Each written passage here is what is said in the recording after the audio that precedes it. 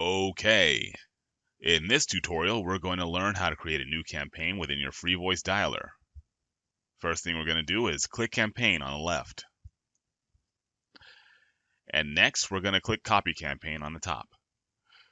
Creating a new campaign from scratch can be a bit cumbersome, so we recommend that you copy a working campaign to save time and difficulty.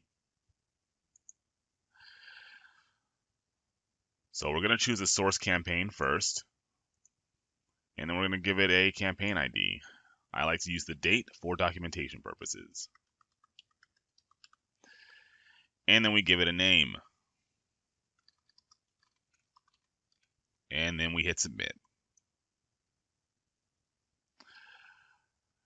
The next thing we do is we set it to active so it can be seen by our agents.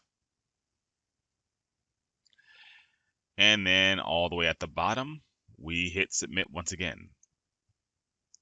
And that is how you create a campaign within your Freevoice dialer.